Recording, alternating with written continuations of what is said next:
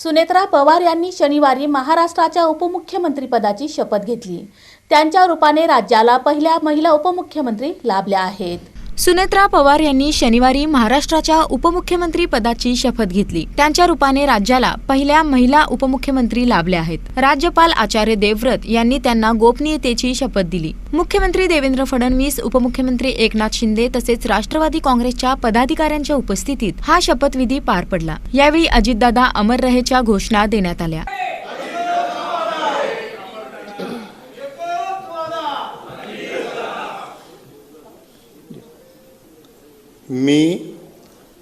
मी महाराष्ट्र राज्याची उपमुख्यमंत्री म्हणून माझी कामे निष्ठापूर्वक व सद्विवेक बुद्धीने पार पाडेन आणि संविधान व कायद्यानुसार सर्व तऱ्हेच्या लोकांना मी गांभीर्यपणे व निपक्षपातीपणे तसेच समत्वभाव किंवा आकस न बाळगता न्याय वागणूक देईन।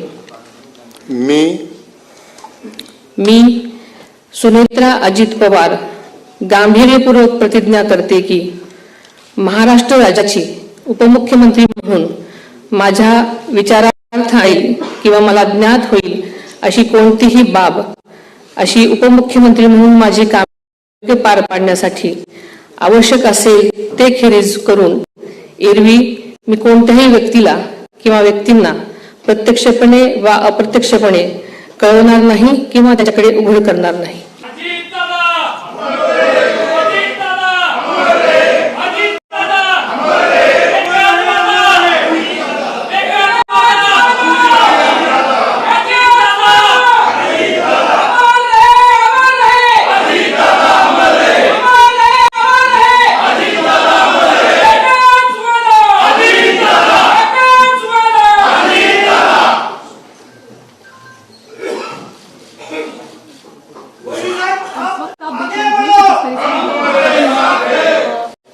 याआधी दुपारी झालेल्या राष्ट्रवादी काँग्रेसच्या विधिमंडळ पक्षाच्या बैठकीत सुनेत्रा पवार यांची विधिमंडळ पक्षनेतेपदी निवड करण्यात आली होती। बैठकीत मंजूर ठरावांचे पत्र पक्षाकडून मुख्यमंत्री देवेंद्र फडणवीस यांच्याकडे सादर करण्यात आले।